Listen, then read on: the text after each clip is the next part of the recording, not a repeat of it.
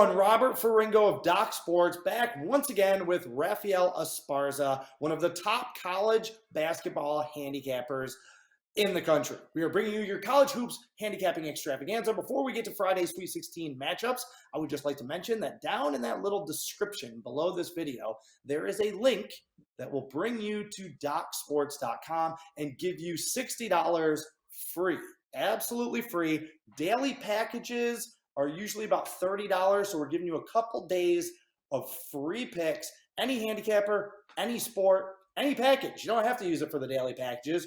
Use that and get a weekly or monthly or something like that. Basically, we're giving you $60 free just for bearing with us and listening to us in this video, even though, Raphael, let's be honest, handing out a lot of winners in these free play videos. A lot of winners. So, all right, Friday wraps up the Sweet 16. Only 4 games. The first one that we're going to see is St. Peter's and Purdue. St. Peter's really the only, there's 4 double-digit seeds that are still alive in the Sweet 16. 3 of them are for major conferences. So no real Cinderellas, except the boys from the tri-state area. St. Peter's, all those New York City and New Jersey kids, they were the toast of last weekend. They took out Kentucky. Can they take out Purdue as a 12.5-point underdog? I'm just going to mention this. 21-9-1 against the spread. That's what the Peacocks are. Now, are they going to cover this game? Yes. Because Purdue, they've had trouble covering games. They've had some bad hiccup games. I know they played on a tough Big Ten conference. They had Ohio State, Michigan. The list goes on. They got 2 7-footers. I think they're going to bother St. Peter's. But St. Peter's has heart. They got gut. They've been playing some really good ball. I think the Cinderella slipper stick comes off, but they do cover this game. I have Purdue winning. I really thought this number was only going to be like, a solid 10. I understand the number 12.5. I understand that St. Peter's, Purdue. A lot of people thought Purdue were going to cut down the nets when the season started. Like I thought they could have cut down the nets when the season started because they had so much depth. Probably the best player on the court will be in a Purdue jersey tonight. I just think it's way too many points. Give me St. Peter's to cover. Purdue advances, and I do think Purdue wins this region. Even though we'll discuss about the UNC-UCLA game. But I have Purdue winning this region, so it should be a fantastic game. But I think the Peacocks give us all a little more joy, more oomph when we cash in our ticket with St. Peter's. Yeah, it's a little too late in the year to have double-digit favorites, really. I don't like betting teams to cover that I don't think have a chance to win the game.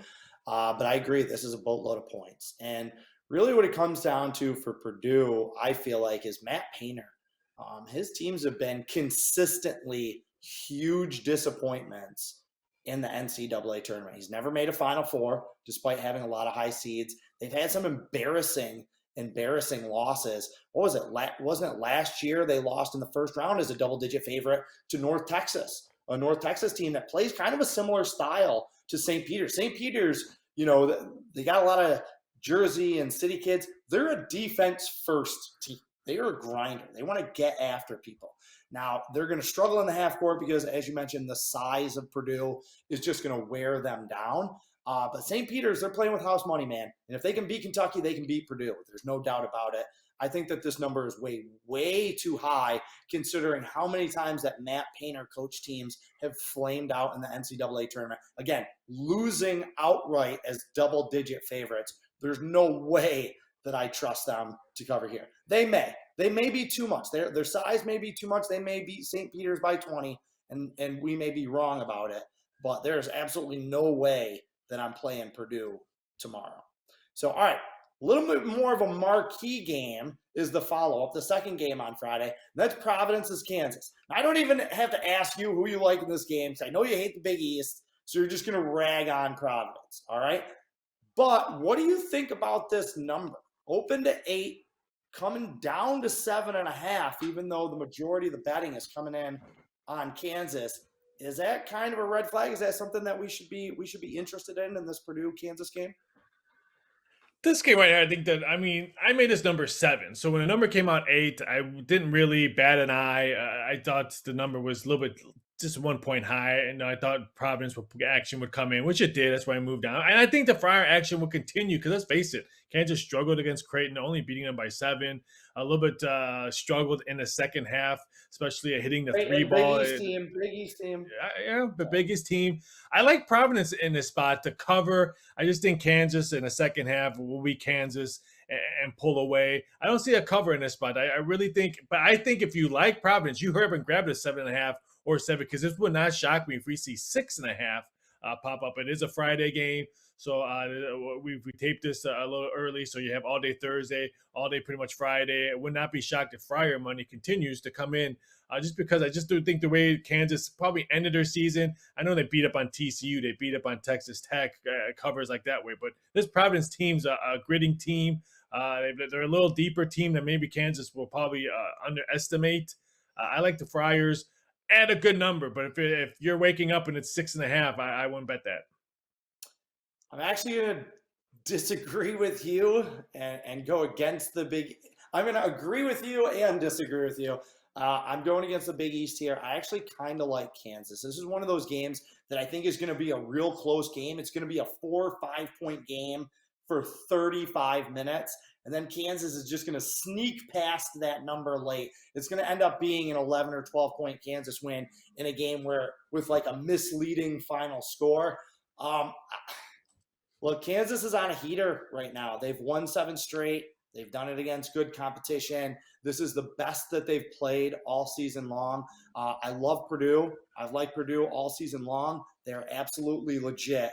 However, they won a lot of close games. They've had a lot of breaks go their way in close games. I just don't think that they can count on that against a team the caliber of Kansas. It's not like Providence hasn't faced big-time competition. They played Villanova. They played Connecticut. They played good teams like that. They have an NBA caliber player in Nate Watson. I just don't think that they shoot the ball well enough or consistently enough to win this game. And if I don't think that this is a thing for me. If I don't think a team's going to win, I don't like betting them to cover the number at this stage of the game. So I'll lay the points with Kansas. I don't feel great about it. I don't love any of these Friday games. There's one I really like, but I don't love this game at all. So this will probably be a no play for me. But if I had to, I'm going to jump on that Kansas bandwagon and just kind of ride it as far as it can go. All right, real great game. I think the game of the night, North Carolina, UCLA. Now, Raphael, you know North Carolina is a team that I've been saying for months. I've been higher on this team than the odds makers, than the public, than everybody. All right, they're in a real good groove right now. They're playing very, very well. They're the first team to bounce a number 1 seed in the NCAA tournament, going up against UCLA, who's making that run for back-to-back Final Fours. What do you see in this one? Yeah, just talk about the historic of both these schools when it comes to college basketball. I mean, to just look at it in that point, I agree with you, game of the night. That's why I put a prop bet on this one. Who will be shown first on TV? John Wooden, Michael Jordan, Dean Smith, Bill Walton, because you know the media. Some of those guys are TV. dead. Some of those guys are dead, so I doubt that that the highlights count. No, highlights. If you're showing on TV, that's got a highlight is showing on TV. So that will still count on the prop bet. But this game, I'm just picking experience on this one. You said it. UCLA starting to play much better. They were here last year. They went to the Final Four last year. In the numbers coming down, open up at 2.5. Now there's 2, and even a blink of an eye when we were filming, it went down to 1.5 at a couple of shops. So if I can get UCLA at 1.5, I think that's a nice play. I think Bruins' experience will be the reason why I think they advance on this one and they beat North Carolina. But I'm telling we've talked about this a couple of videos. North Carolina and the team we're going to talk about next, we both said that they were under the rate. Their seedings was eye scratching, and look what. They're still here. Even UCLA seeding, I thought, was just maybe one off. But North Carolina and the I thought were bad seeds, and that's why they're still playing. But this one's going to be fantastic. I totally agree with you. Game of the night. I'm so glad it's the late game, so I could put something else on PBS on her TV, so she'll shut up, so I can just concentrate and watch this game. I can't wait to watch this one. I say, PBS. Yeah, that's what my wife watches. Hey, I'm not going to knock PBS. Not gonna knock it at all, man. I got nothing but love for Sesame Street. I like UCLA in this one. I've been big on North Carolina all year. As I mentioned, they've been undervalued all year. But look, it's Caleb Love and RJ Davis. Okay, that's what we talked about in our video last week. When North Carolina's guards play well, North Carolina can beat anyone in the country. Caleb Love scored 30 points against Baylor, played the best game of his season. I just like Tiger Campbell, the very underrated UCLA point guard, a little bit more. I think that, to your point, his experience is going to frustrate Love. I think that inconsistency in the backcourt is going to come back to bite the Tar Heels, where UCLA, they get nothing but consistency out of their backcourt. Their problem is on the wings. Some of their guys some of their guys that have not shown up in this tournament need to show up. And I'm looking right at you, Johnny Juzang and Jaime Jaquez. They've been too inconsistent. But this is a great game. Good transfers on both teams. Miles Johnson versus Brady Manick. That's going to be a nice game within the game type of matchup. It's going to be a lot of fun.